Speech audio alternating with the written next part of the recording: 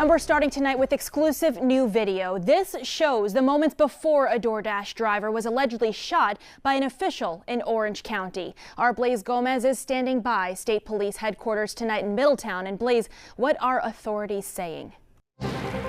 Nikita, well, everyone wants to know what the motivation could be in all of this. And tonight, state police said they are looking into the possibility this crime was motivated possibly by hate. But first, we have that exclusive video to show you, showing the moments before that driver was shot. The 24-year-old Dasher was lost. My phone is when police say he was seen here Friday night in Chester, going door to door with a bag and his cell phone in hand. Can help. We traced the Dasher steps to get this video from one of the houses he went to before police say he was shot in the Valerie Drive neighborhood in Orange County. He did stop at our house, and I thought maybe my wife had ordered DoorDash. He didn't seem to speak that good of English. Authorities say the victim ended up at this house, where he was allegedly shot multiple times by Chester Highway Superintendent John Riley and hit once in the back inside his car while trying to leave. Riley is facing assault and weapons charges. Authorities say the victim drove home to Middletown for help while seriously injured and bleeding. The Dasher's family didn't want to talk on camera, but told me his cell phone was dead and that he stopped at this gas station along the way to charge it, enough to tell them he was shot. State police say evidence shows the Dasher was simply in the wrong place at the wrong time. There's nothing to indicate that the victim had any nefarious intentions. He was just out there doing his job. The Dasher's family says he moved here from West Africa about 6 months ago and had only been a DoorDash driver for a month. They say he remains in the hospital in serious but stable condition. That's the latest here in Middletown. Blaze Gomez, News 12. A spokesperson for DoorDash says they're devastated by the, quote, senseless act of violence. Chester officials in the meantime say Riley is an elected official and cannot be fired by them. Welcome back to News 12 The Bronx. I'm Amanda Bossard. A former librarian here in the borough is taking legal action against the New York Public Library, claiming they ignored her concerns and then threatened her. As she tells News 12's Greg Thompson, this was not what she signed up for. Threats of violence, weapons, and drunk people sexually harassing workers and stealing things. That's what Kelly Coffey said she dealt with during her nearly 2 years working at the Parkchester and Eastchester branches of the New York Public Library. 8 years bartending, no one ever exposed themselves to me. Coffey says almost as concerning was how her coworkers didn't seem to care. My colleagues were very like, this is just the way it is, and I started saying, like, this isn't normal. While she says her supervisors also either brushed off her calls for more security, support, and training, or worse. They said that they would terminate me if I continued to be dramatic and emotional. Coffey says she couldn't afford to just lose her job, but at the same time, I wasn't healthy. I was definitely losing weight. I wasn't eating well. It took counseling and therapy, but eventually, Coffey says she was convinced that it wasn't just her. So in October, she quit and called up a lawyer. I was literally under a desk crying in a dark office, and I just picked up the phone. Not only did he believe her, he agreed to help her file a lawsuit alleging that the NYPL violated her rights as a worker. Rather than address her concerns, the library harassed her, retaliated against her, and she should be compensated for that. Coffey says that since she started talking about her story, she's heard from librarians both in New York and around the country who have gone through the same thing. She says if she can continue to raise awareness and let people know that it's okay to speak up, the lawsuit will be a success. In Eastchester, Greg Thompson, News 12 The Bronx.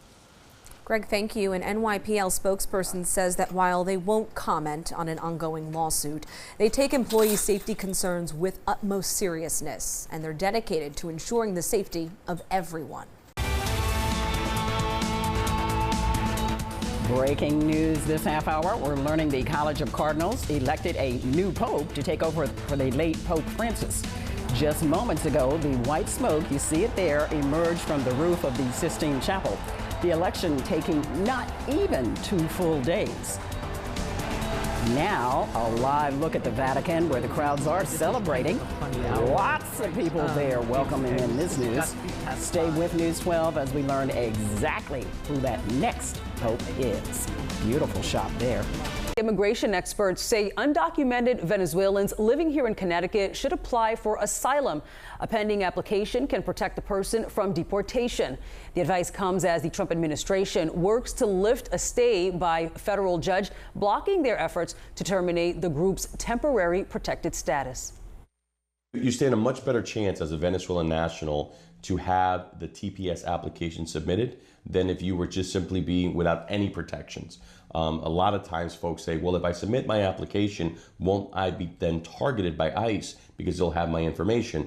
That's not the case. Once you have your application submitted, you have due process of law. You have the ability to explain to a federal judge as to why you should be allowed to remain in the United States.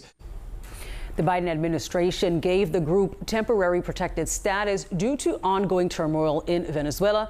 But the Trump administration says it's working to end that protection due to concerns about national security and rule of law.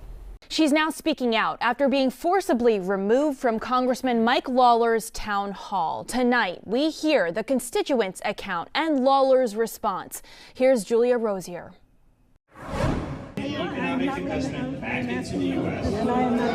This is the moment from Congressman Mike Lawler's town hall that has Hudson Valley residents and officials still talking about. 24 hours later, a constituent was physically removed from the town hall, and now we are hearing from that constituent. So for instance, I'll give you a case in point. Are you serious? I'm going to ask you to stop recording. No, do you want China to continue to be? I'm not recording that. I'm recording this. The woman removed was 64-year-old Nyack resident Emily Feiner. It is disrespectful to me as a constituent. I called out.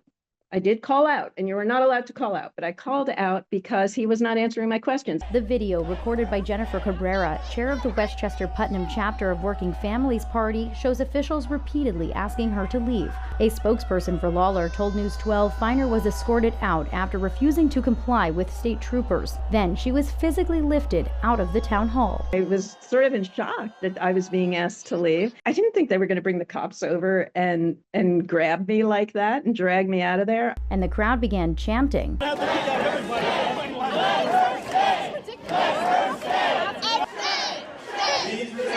After, Lawler urged the audience to return to their seats as he tried to continue answering questions. A spokesperson for Lawler told News 12 in a statement that, quote, the attendee was asked to leave after repeatedly engaging in abusive and combative behavior with staff and disrupting nearby attendees. In a post on X, Lawler wrote, quote, the only request made to attendees was that they follow some basic rules of decorum and treat fellow residents and my staff, most of them young people who decided to pursue public service, with respect and decency. In Somers, Westchester County, Julia Rosier, News 12. Well, this has been a tough week for travelers at Newark Airport. As of tonight, 10 p.m., 470 more delays today and 23 cancellations. The FAA saying that runway repaving plus air traffic control staffing shortages are to blame. And new tonight, starting this weekend, United Airlines will cancel 35 flights a day at Newark. Passengers experienced delays of over an hour and a half on average today. And after 420 delays and over 200 cancellations yesterday, nobody out at the airport today was surprised to see that there were more delayed flights today. I was expecting it. A friend of mine alerted me last night that there's been delays all week. I see an unusual number of people lying down sleeping, so I'm imagining a lot of people have been here overnight or since very early, so I can't complain yet. Service on the West Hempstead LIRR branch has finally been restored after more than 14 hours. Service was suspended after an early morning fire broke out on a work train in Malvern. Neighbors tell us they saw flames from the tracks around 3:45 this morning east of the Westwood station. The fire burned for over an hour.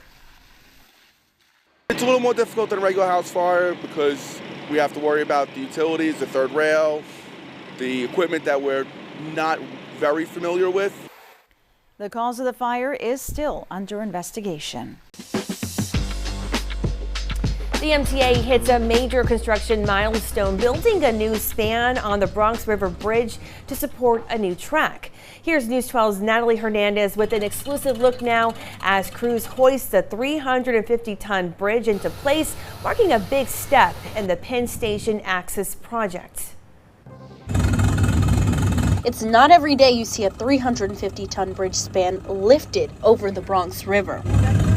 But it's all part of bringing faster train service to the Bronx. If you don't have the infrastructure, then the service can't run. Now we're building that infrastructure that can then expand and create the service. The new span will carry extra tracks for Metro North trains connecting riders. Public transportation is really the great equalizer in New York. Everybody has access to it, and the more places we can bring it, the better it is for the communities that use it. 4 new stations are coming to the borough in Co-op City, Morris Park, Parkchester, and Hunts Point, cutting commutes by as much as 50 minutes. These new stations really provide access. They cut down commuting times. And it's not just about travel, it's about transformation. You're going to get new businesses, you're going to get spurred economic activity. Now, this is a big deal for the Bronx. Once this project is completed, there will be faster and more direct service for Bronxites across our borough.